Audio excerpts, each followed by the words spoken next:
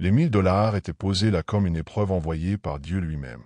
10 billets de 100 $, impeccables, étalés en éventail sur la table en marbre blanc, encore chaud du portefeuille du milliardaire. Sa main tremblait au-dessus de l'argent. Personne ne regardait. Les caméras de sécurité étaient hors service depuis 3 semaines. Son manager était dans le bureau du fond, trop ivre pour remarquer quoi que ce soit. Les autres serveuses étaient déjà parties. Il n'y avait plus qu'elle, le restaurant vide, et 1000 $ qui ne lui appartenaient pas. Elle savait que c'était une erreur. Elle avait vu les mains du milliardaire trembler quand il avait reçu cet appel. Vu son visage se décomposer tandis qu'il murmurait. Combien de temps lui reste-t-il? Vu l'argent jeté sur la table sans regarder, sans compter. Son esprit déjà plongé dans l'enfer qui l'attendait à l'hôpital. Ce n'était pas un pourboire. C'était un accident, et le garder serait du vol. Mais le laisser partir signifiait qu'elle et sa fille se coucheraient le ventre vide ce soir-là. Elle avait 30 secondes pour choisir. 30 secondes pour décider qui elle était vraiment quand personne ne regardait. Ce qu'elle fit ensuite ne changea pas seulement sa vie. Elle prit une décision qui allait transformer son avenir et révéler un secret qu'aucun d'eux n'avait vu venir. Mais d'abord, elle devait rattraper un milliardaire en route vers la pire nuit de sa vie. Et elle avait exactement 9 minutes avant qu'il ne disparaisse pour toujours. Si tu ressens déjà le poids du choix impossible de Delilah, reste avec moi. Ce qu'elle fait dans les 60 prochaines secondes pourrait soit lui sauver la vie, soit la hanter à jamais. Ne mens pas la suite. Le Gilded Trou était le genre de restaurant où l'on demandait quelqu'un en mariage et où l'on concluait des affaires à plusieurs millions autour de steaks à 80 $. Delilah Crane y travaillait depuis 3 ans.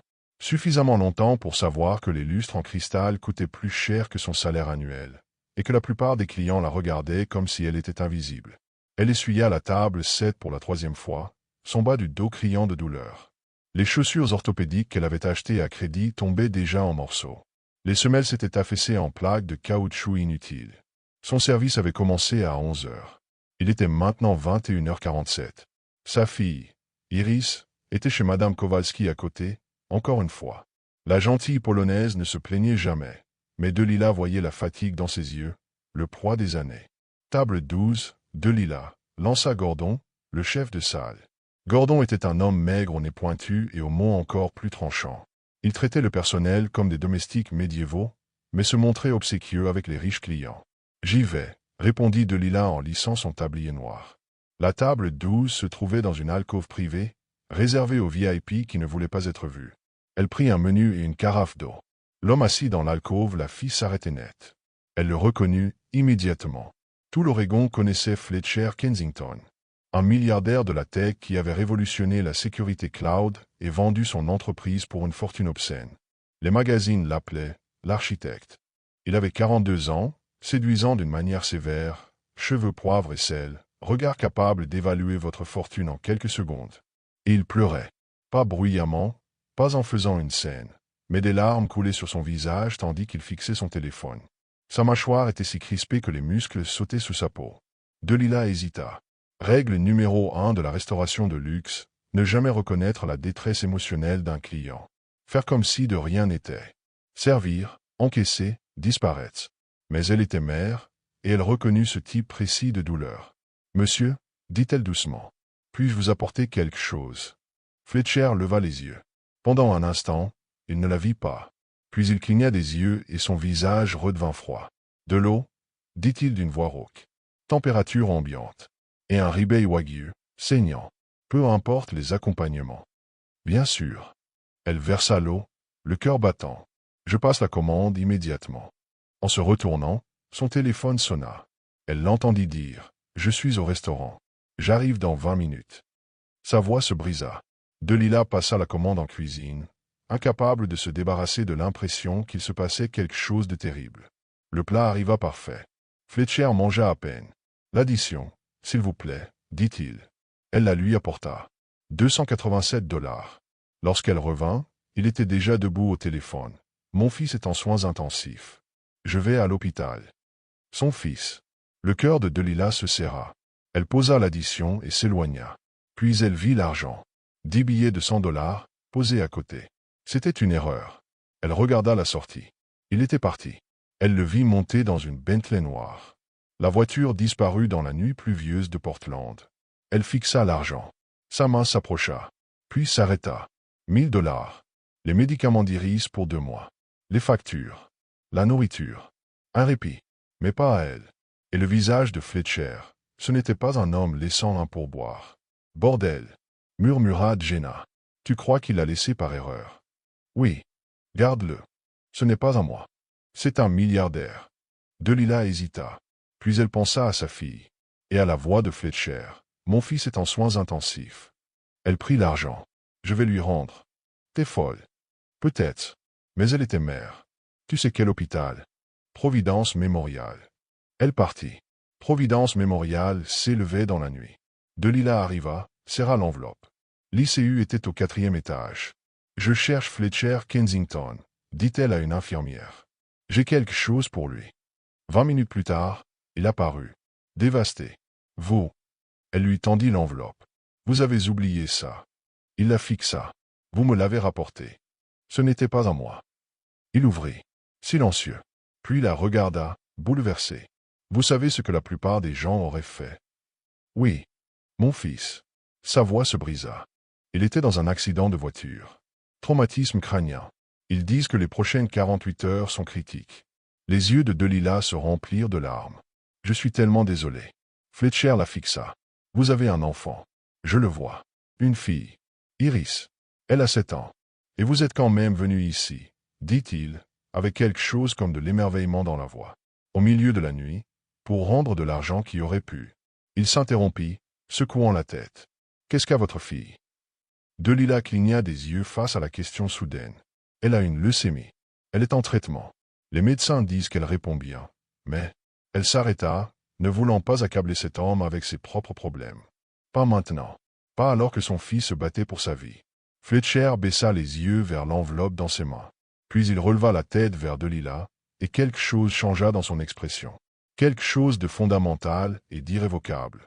Venez avec moi, dit-il. Quoi? Venez avec moi. S'il vous plaît. Avant que Delilah ne puisse protester, Fletcher se retourna et descendit le couloir. Après un moment d'hésitation, elle le suivit.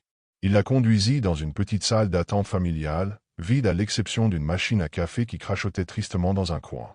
Fletcher s'affaissa sur une chaise et enfouit son visage dans ses mains. « Il s'appelle Owen », dit-il d'une voix étouffée. « Il a 16 ans. Il est brillant et têtu, et il veut devenir architecte. De vrais bâtiments, pas des logiciels. Nous nous sommes disputés ce matin à propos de son couvre-feu. Je lui ai dit qu'il était irresponsable. Il est sorti en trombe, a pris sa moto, et maintenant, il ne put finir. » Delilah s'assit en face de lui. « Ce n'est pas votre faute. Vraiment. » Fletcher releva la tête, les yeux dévastés. « J'étais tellement concentré sur le travail, sur les réunions du conseil et les cours de l'action. J'ai raté ces matchs de football. J'ai raté ces pièces de théâtre à l'école. Je construisais un empire et je perdais mon fils.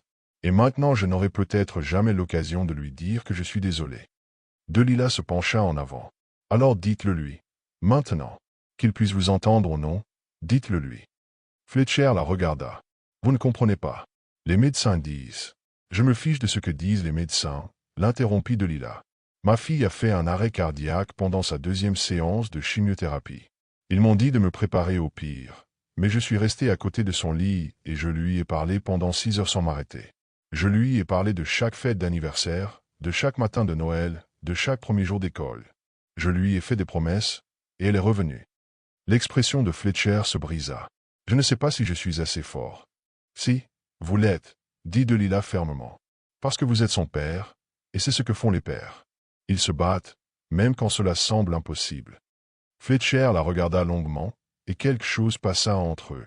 Une reconnaissance, une compréhension partagée de ce que signifie aimer quelqu'un au point que sa douleur devienne la vôtre. « Merci, murmura-t-il, d'avoir rapporté l'argent, d'être venu ici, d'être. » Il fit un geste impuissant. D'être humaine dans un monde où la plupart des gens ne le sont pas.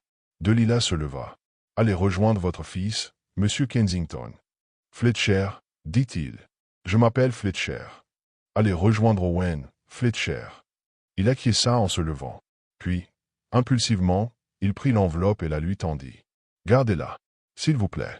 Vous avez fait tout ce chemin. Votre fille. »« Non, » dit Delilah doucement mais fermement. « Je ne suis pas venu ici pour l'argent. Je suis venu parce que c'était la bonne chose à faire. » Fletcher la fixa, et dans ses yeux brillait quelque chose comme de l'admiration. Puis il fit quelque chose d'inattendu. Il sortit son téléphone, tapa rapidement, et lui montra l'écran. « C'est mon numéro personnel, dit-il. Si vous avez besoin de quoi que ce soit, appelez-moi.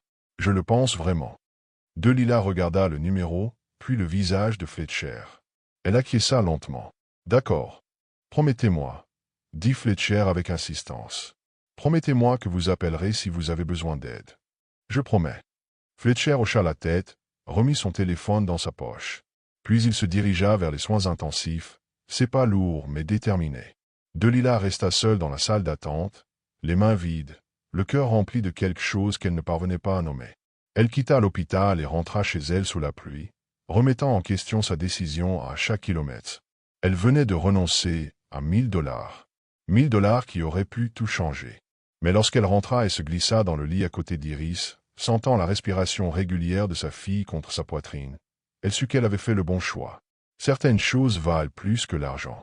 Vous pourriez penser que Delilah vient de jeter sa seule bouée de sauvetage, mais restez avec moi, car l'univers est sur le point de récompenser son sacrifice d'une manière qu'elle n'aurait jamais imaginée. Vous n'allez pas croire ce que Fletcher va faire ensuite. 3 jours plus tard, Delilah était à mi-parcours de son service du soir lorsque Gordon s'approcha d'elle, l'air renfrogné. « Il y a un homme qui veut vous voir, » dit-il, comme si l'idée même l'offensait. « Me voir. » Delilah fronça les sourcils. « Qui ?» Il dit s'appeler Fletcher Kensington. Il insiste pour vous parler immédiatement. J'ai essayé de lui dire que vous travaillez, mais apparemment les milliardaires n'acceptent pas qu'on leur dise non. Le cœur de Delilah fit un bond. Elle posa le plateau de boisson qu'elle portait et se dirigea vers l'entrée. Fletcher se tenait près du comptoir d'accueil, complètement déplacé dans son costume 3 pièces. Mais son visage avait changé. L'expression hantée avait disparu, remplacée par quelque chose qui ressemblait presque à de la joie. « Owen s'est réveillé, » dit-il dès qu'il la vit. « Ce matin. Il est conscient. Il parle. Les médecins disent qu'il va s'en sortir complètement. » La main de Delilah se porta à sa bouche. « Oh mon Dieu! C'est merveilleux! Je lui ai parlé de vous, » poursuivit Fletcher, les mots se bousculant. « De ce que vous avez fait. De la façon dont vous avez rapporté l'argent. » Sa voix se brisa. Il a dit que c'était la chose la plus décente qu'il ait jamais entendue. Il veut vous rencontrer. Vraiment. Nous le voulons tous les deux. Correctement, je veux dire. Pas dans une salle d'attente d'hôpital à minuit. Fletcher jeta un regard autour du restaurant, à Gordon qui rôdait, désapprobateur, aux clients fortunés qui faisaient semblant de ne pas regarder. Pouvez-vous prendre une pause, s'il vous plaît? J'ai besoin de vous parler. Delilah regarda Gordon. Je peux. 5 minutes, lança Gordon. Pas une seconde de plus. Ils sortirent dans l'air frais du soir. Le soleil se couchait, peignant le ciel de Portland de teintes oranges et roses. Je pense à vous sans arrêt, dit Fletcher. À ce que vous avez fait. La plupart des gens auraient gardé cet argent. Bon sang, la plupart auraient été justifiés. Vous êtes une mère célibataire avec un enfant malade. Vous êtes submergé par les factures médicales, et pourtant vous ne l'avez pas gardé. Pourquoi? Delilah se serra dans ses bras. Parce que vous en aviez plus besoin que moi. Je n'en avais pas besoin, dit Fletcher. $1000 ne représentent rien pour moi. Mais votre intégrité, elle n'a pas de prix. Savez-vous à quel point c'est rare? J'ai passé 20 ans dans les affaires entouré de gens prêts à vendre leur propre grand-mère pour un point de pourcentage. Et vous travaillez en double service pour un salaire minimum plus les pourboires, et vous avez plus d'honneur que tous réunis. Delilah sentit ses joues rougir. J'ai juste fait ce que n'importe qui aurait fait. Non, dit Fletcher fermement. Vous ne l'avez pas fait. Et ça compte. Plus que vous ne l'imaginez. Il sortit une enveloppe de sa veste. L'estomac de Delilah se serra. Si c'est de l'argent. Ça ne l'est pas, l'interrompit Fletcher. C'est une offre d'emploi. Delilah cligna des yeux. Quoi? J'ai besoin de quelqu'un en qui je peux avoir confiance. Mon entreprise vaut des milliards. Mais je suis entouré de gens dont la loyauté s'arrête à leurs options d'action. J'ai besoin de quelqu'un qui a de vrais principes. Quelqu'un qui irait à l'autre bout de la ville pour rendre de l'argent dont il a désespérément besoin. Quelqu'un comme vous. Monsieur Kensington. Fletcher. Je n'ai aucune expérience en affaires. J'ai travaillé toute ma vie dans des restaurants. Je n'ai pas besoin d'expérience. J'ai besoin de caractère, d'intelligence, de la capacité de voir ce que les autres ne voient pas. Il lui tendit l'enveloppe. C'est une offre pour devenir mon assistante exécutive. Le salaire est de $120 000 par an. Couverture santé complète, y compris pour votre fille. Et vous travaillerez dans mon bureau, qui dispose d'une garderie sur place. Delilah prit l'enveloppe avec des mains tremblantes. Elle l'ouvrit. L'offre était là, officielle, réelle, et totalement irréelle. « Je ne peux pas, » murmura-t-elle. « Pourquoi pas? Parce que je ne suis personne. Je suis juste une serveuse. »« Vous êtes quelqu'un qui a fait ce qu'il fallait quand cela lui coûtait tout, » l'interrompit Fletcher. « Et pour moi, ça fait de vous quelqu'un. Peut-être la seule personne en qui je peux vraiment avoir confiance. » Les yeux de Delilah s'embuèrent. « Pourquoi faites-vous ça? » L'expression de Fletcher s'adoucit. « Parce que, il y a 3 nuits, j'étais dans cette chambre d'hôpital persuadé d'avoir tout perdu. Et une femme que je n'avais jamais rencontrée m'a rappelé que la bonté existe encore. Vous m'avez donné de l'espoir. Le moins que je puisse faire, c'est de vous donner une chance. » Delilah baissa les yeux sur la lettre. 120 000 $. Une couverture médicale privée. Une garderie. C'était une bouée lancée à une femme qui se noyait. Mais il y avait autre chose dans les yeux de Fletcher. Quelque chose qui la fit hésiter. De la gratitude, oui, mais aussi quelque chose de plus profond. Quelque chose qui ressemblait au début de la confiance. « Puis-je y réfléchir » demanda-t-elle. « Bien sûr, » dit Fletcher. « Mais pas trop longtemps. J'ai une réunion du conseil la semaine prochaine, et j'aimerais que vous y soyez. » Delilah replia la lettre et la remit dans l'enveloppe. « Je vous donnerai ma réponse demain. » Fletcher acquiesça. Puis, impulsivement, il lui prit la main. « Merci, » dit-il doucement. « Pour tout. » Sa main était chaude, stable. Delilah la serra brièvement, puis la relâcha. « Entrez auprès d'Owen. Il a besoin de vous. » Fletcher sourit. Un vrai sourire. « Oui, mais moi aussi, j'ai besoin de bonnes personnes. » Il retourna vers sa Bentley, et Delilah le regarda partir, l'enveloppe brûlante dans sa poche. À l'intérieur, Gordon regardait sa montre avec irritation. Delilah l'ignora, alla aux toilettes, s'enferma dans une cabine et relut l'offre 3 fois. Puis elle sortit son téléphone et appela Madame Kowalski. « Pouvez-vous garder Iris demain matin? J'ai un rendez-vous très important. » Le lendemain, Delilah donna sa démission au Gilded Trou. Gordon l'accepta avec un plaisir à peine dissimulé. Son premier jour chez Kensington Innovation fut terrifiant. Les bureaux occupaient 3 étages d'une tour de verre au centre-ville de Portland. Tout était chrome et minimalisme, peuplé de gens en costumes coûteux qui n'avaient jamais eu à se soucier du loyer. Delilah portait son seul ensemble professionnel. Elle se sentait comme une imposture. L'assistante de Fletcher, une femme au regard acéré nommée Breen, l'accueillit. « Monsieur Kensington vous attend. » Fletcher se leva lorsqu'elle entra, et son visage s'illumina d'un sourire sincère. « Vous êtes venu, » dit-il. « J'avais dit que je viendrais. Les gens disent beaucoup de choses. » Il lui fit signe de s'asseoir. « Comment va Iris? » « Elle est ravie de la garderie. Elle est en bas en ce moment. Elle apprend probablement aux autres enfants à jouer aux dames. » Fletcher sourit. « Bien, c'est bien. » Son expression redevint sérieuse. « Je veux être clair sur un point, Delilah. Ce n'est pas de la charité. Je ne vous embauche pas parce que j'ai pitié de vous. Je vous embauche parce que j'ai besoin de vous. Cette entreprise a du succès, mais elle est pourrie à certains endroits. Des gens qui volent, qui mentent, qui manipulent. J'ai besoin de quelqu'un en qui je peux avoir confiance pour m'aider à trouver ce qui est corrompu et l'éliminer. » Delilah hocha lentement la tête. « Que voulez-vous que je fasse? Pour l'instant, observez. Écoutez. Apprenez. Je vous veux dans chaque réunion, chaque négociation, chaque dîner avec des investisseurs. Je veux que vous observiez la manière dont les gens se comportent quand ils pensent que personne d'important ne les regarde. Vous avez passé des années comme serveuse. Vous savez être invisible. C'est une compétence que la plupart des cadres ne développent jamais. Vous voulez que j'espionne? Dit Delilah. Je veux que vous remarquiez, corrigea Fletcher. Il y a une différence. Je ne vous demande pas de saboter qui que ce soit. Je vous demande de m'aider à voir la vérité. Delilah réfléchit un instant, puis hocha la tête. D'accord. Je peux faire ça. Les épaules de Fletcher se détendirent légèrement. Bien. Commençons par les bases. Breen va vous installer avec un ordinateur, un email, un badge de sécurité. Cette semaine, c'est surtout de l'orientation. La semaine prochaine, le vrai travail commence. Le vrai travail commença avec une réunion du conseil. Delilah était assise dans un coin de la salle de conférence, un carnet sur les genoux, essayant de donner l'impression qu'elle avait sa place. Autour de la grande table, 12 personnes, cadres, investisseurs, membres du conseil. Tous impeccables, puissants. Fletcher était en bout de table, le visage impassible. Commençons, dit-il. Premier point, les projections du troisième trimestre. Malcolm, à vous. Un homme corpulent au visage rouge se leva et lança une présentation. Chiffres, graphiques, projections.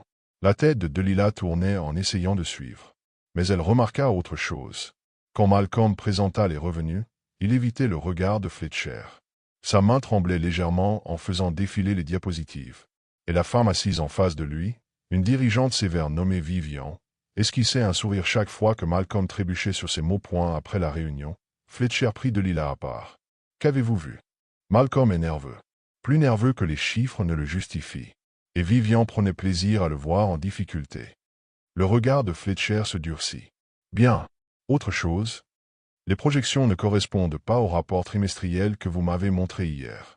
Les chiffres de Malcolm sont gonflés d'environ 12%. Fletcher se figea. « Vous êtes sûr ? Je suis doué avec les chiffres. C'est comme ça que j'ai survécu en tant que mère célibataire. Chaque centime comptait. Malcolm cache quelque chose. » Fletcher la fixa, puis sortit son téléphone. « Donnez-moi toutes les données brutes du troisième trimestre. Tout. Je veux ça sur mon bureau dans 1 heure. » 2 heures plus tard, Fletcher la rappela dans son bureau. Son expression était sombre. « Vous aviez raison. Malcolm trafiquait les comptes. De petites modifications réparties sur plusieurs divisions. Juste assez pour améliorer ses performances. Il fait ça depuis des mois. Pourquoi ? Son contrat arrive à renouvellement le mois prochain. Des projections plus élevées signifient une prime plus importante.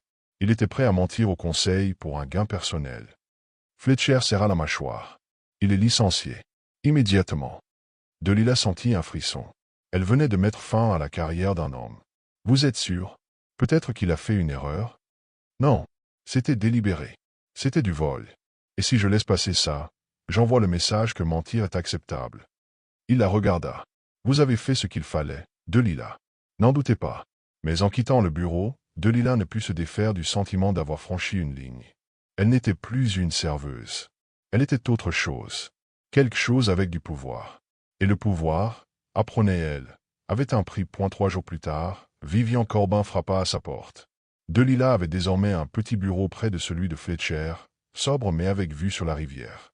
Elle leva les yeux lorsque Vivian entra sans attendre. « Alors, » dit Vivian en refermant la porte, « vous êtes la serveuse. » Delilah posa son stylo. « Je suis l'assistante exécutive. » L'assistante exécutive qui a fait licencier Malcolm. Vivian s'assit sans y être invitée. Elle avait la cinquantaine, élégante, avec une beauté froide. Impressionnant. La plupart mettent des mois à se faire des ennemis ici. Vous, 1 semaine. Je n'ai pas fait d'ennemis. J'ai fait mon travail. Votre travail est de prendre des notes, pas de jouer les détectives. Delilah sentit la colère monter. Malcolm volait. S'il a ruiné sa carrière, c'est de sa faute. Vivian sourit, sans chaleur. Vous êtes naïve. Cette entreprise fonctionne sur les relations et la loyauté. Vous venez de montrer à tout le monde que vous êtes le chien d'attaque de Fletcher. Qui va vous faire confiance maintenant? Je n'ai pas besoin de leur confiance. J'ai besoin de faire mon travail. Et quel est votre travail exactement? Vous n'avez aucun diplôme, aucune expérience. Vous êtes un cas de charité. Fletcher vous a engagé parce que vous lui avez rendu de la monnaie. Mais la charité a une limite. Les mains de Delilah se crispèrent. Avez-vous besoin de quelque chose, Madame Corbin? Vivian se leva. Juste un conseil amical. Vous êtes dépassé. Et quand vous sombrerez, personne ne vous sauvera. Elle sortit point ce soir-là. Fletcher lui demanda de rester tard. Ils mangèrent dans son bureau. Vivian est venue vous voir, dit-il. Comment le savez-vous?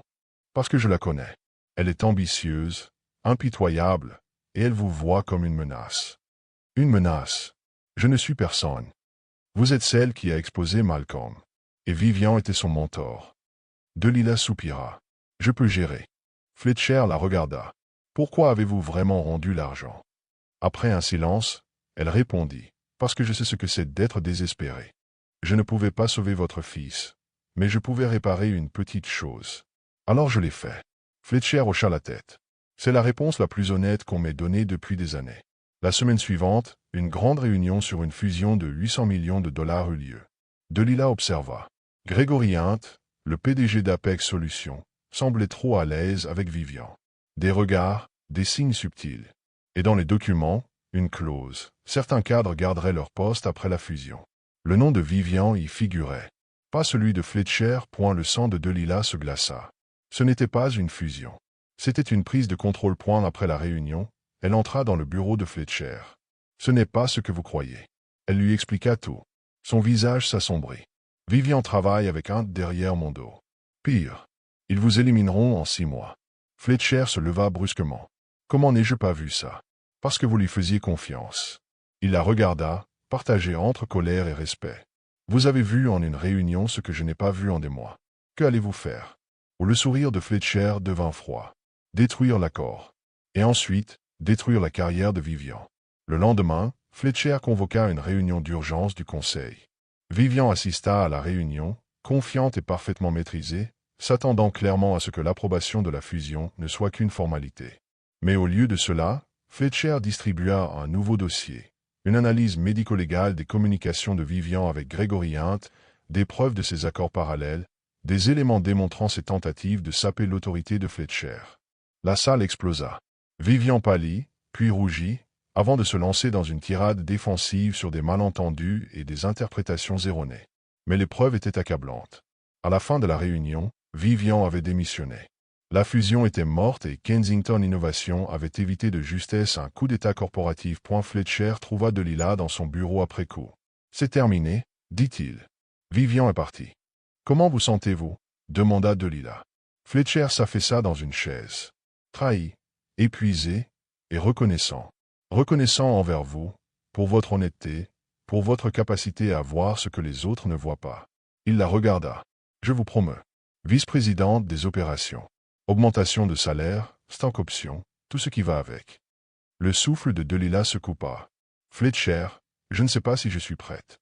Moi non plus. Je ne l'étais pas quand j'ai fondé cette entreprise. Mais j'ai appris. Et vous apprendrez aussi. Il se leva. Vous l'avez mérité, Delilah. Ne doutez pas de vous. Lorsqu'il partit, Delilah resta seule, regardant la ville au-delà de sa fenêtre. Elle était passée de serveuse à cadre dirigeante en quelques semaines. Cela lui semblait irréel, impossible, et pourtant c'était bien réel.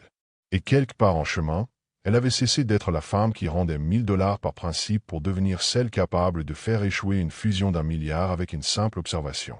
Elle ne savait pas laquelle de ces versions d'elle-même elle préférait. Et la transformation de Delilah était presque complète. Mais le moment le plus satisfaisant restait encore à venir. La manière dont elle avait fait tomber le plan de Vivian, il fallait absolument le voir. 6 mois plus tard, Delilah et Fletcher se tenaient dans l'International Rose Test Garden, regardant le coucher du soleil sur Portland. « Regrettes-tu parfois, » demanda Fletcher, « d'avoir rendu l'argent ?» Delilah y réfléchit. Elle repensa à la terreur de cette nuit-là, à la certitude qu'elle faisait une erreur. Puis elle pensa à Iris, en bonne santé, épanouie, jouant avec Owen dans la garderie. Elle pensa aux familles qu'ils aideraient grâce à leur fondation. Elle pensa à la femme qu'elle était devenue. « Non, dit-elle, je ne le regrette pas du tout. » Fletcher sourit. « Tant mieux. Parce que moi non plus. » Ils restèrent là, dans un silence apaisant, tandis que le ciel devenait doré. Deux personnes dont les vies s'étaient croisées de la manière la plus improbable et qui avaient réussi, contre toute attente, à construire quelque chose de beau à partir des ruines. Et au loin, les lumières de la ville commencèrent à s'allumer, une à une, comme des promesses dans l'obscurité qui s'installait. Delilah a rendu $1000 dont elle avait désespérément besoin. En retour, elle a obtenu une toute nouvelle vie. Mais voici ce qu'il faut retenir, l'intégrité ne concerne pas ce que vous obtenez en retour. Elle concerne la personne que vous devenez lorsque personne ne vous regarde. Si cette histoire vous parle, laissez un like et écrivez un commentaire. Qu'auriez-vous fait avec ces $1000? Soyez honnête. Abonnez-vous pour ne jamais manquer des histoires comme celle-ci.